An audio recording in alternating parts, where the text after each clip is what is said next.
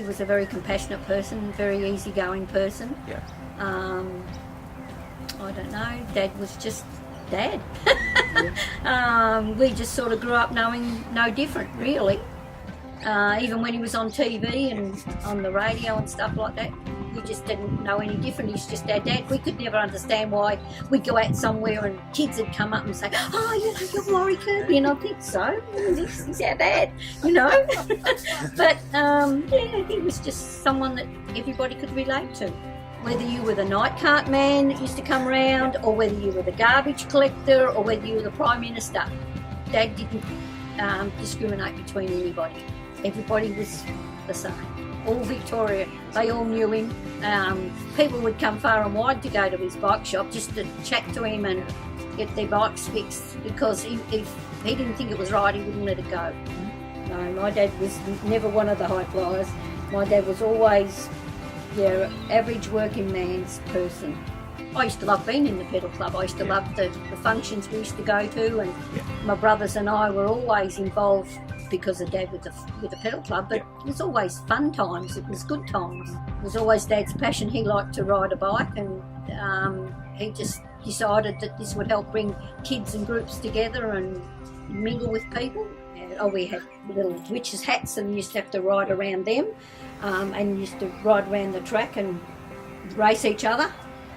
They had a big police hall in the city, and we used to go in there and have pedal club dances years ago. Really? Everything combined, really. It's just a way of keeping kids off the streets and meeting other kids and just doing activities. I just think it was just for kids to get together, and adults took a lot of interest. A lot of adults got involved with the different clubs and helped supported their clubs and fundraisers for their clubs to keep them going. And we used to all get little trophies and things like this, so you know, we had to fundraise to do those sort of things. You'd be surprised, like when we used to have a rally here at Noble Park, people used to line the streets and clap and cheer and yahoo as we all rode past, because you'd have this great contingent of kids on bikes riding from all the clubs and all the different uniforms and that, and like people would come out on Sunday just to see them.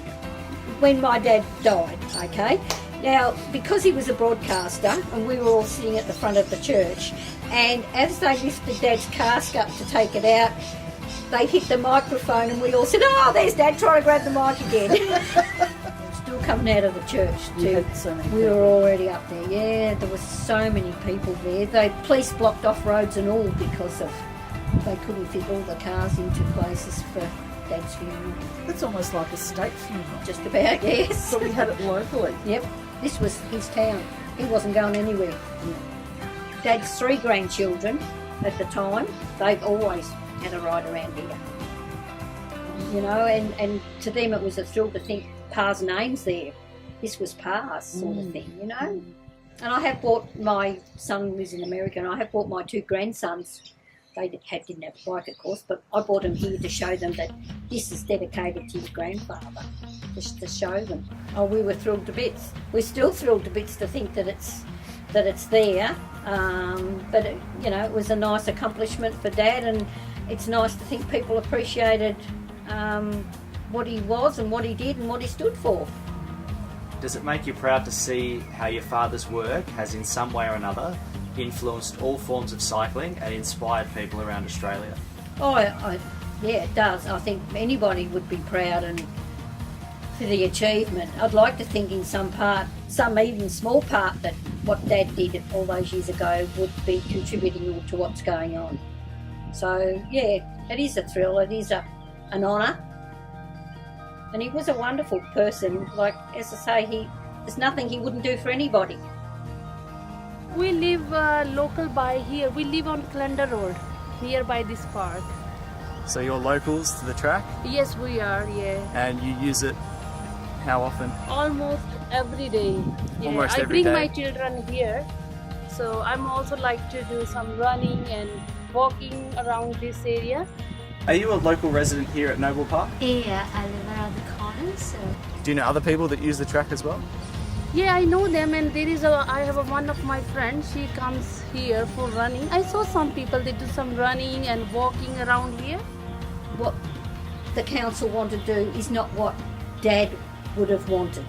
Like this was Dad's dream, to have kids on this sort of a situation, not riding around on a shared footpath, bashing into people and not hearing kids ride up without bells on their bikes and things like this. This was his dream, the track here. Would you like to see the track resurfaced and fixed? Yeah, it should be. Yeah, they should look after this track, and this park is always messy. I use a velodrome every day because it's like part of my daily routine. I walk 5 kilometers in the morning and 5 in the evening or the night. And also, like, my 2-year-old, he rides his little tricycle around here because like it's very safe. So yeah, we come here like almost every day. Yeah, twice a day actually. Very disappointed the fact that we weren't consulted about it, that we hadn't heard anything to do something like that when it's really been an icon, I suppose. And both my brothers, one lives in Tassie and the other lives up in Warragul, but yeah, we were all disappointed with it. Yeah, because I heard this and I was like devastated. Like, this is a big part of the community. It's been there, like, actually, as far as I've researched, it's almost started as a velodrome. And it was called Maurice Kirby Velodrome, and they don't acknowledge that anymore. They've taken off the board, which is so wrong. This was where he liked, and we were lucky enough that this is what they did with naming it after him. So he wouldn't like it because he would like it that kids of all ages and stages could ride and learn and have safety. What they do is, like, on Sundays, and most of the time now that it's summer, almost even on weekends, they come here with the kids and the bikes. I do come here, and it's a very good chance for little kids to learn the cycling, and demolishing it would take all that away. And if they're talking about sports, if they think like soccer or cricket or tennis or whatever it is important, cycling is equally important. It's a very essential part of an healthy living. If they lose Sandown and they lose this, There's nothing. there is nothing for this region really. I have a 2-year-old kid, baby, and I don't want to be taking him around, around the roads and teaching him to, get him to use to cycling, because like it won't be safe. I don't know where he'll go, but here it's very safe. Which council goes and destroys signages they've dedicated to something who they wanted just like a decade ago, and it's taken away. Like, why do they want to fix what's not broken? Exactly. And we saw the number of people that were willing to come out on a rainy day, on Cup Day. Yeah. So potentially, if this track was fixed, it could be, an enormous lift in numbers. Yeah. So I think, he would be chuffed to bits to know that you guys are fighting to keep it and to hopefully be able to have it for more generations to come.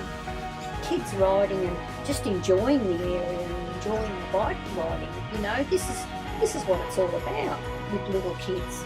And what kid doesn't like to ride? What little kid doesn't like to ride a bike? Exactly. They like their little 3-wheelers with little wheels on them to keep them upright, and then they like to get a 2-wheeler and roam around. And how safe is it? Are we prepared to let it go?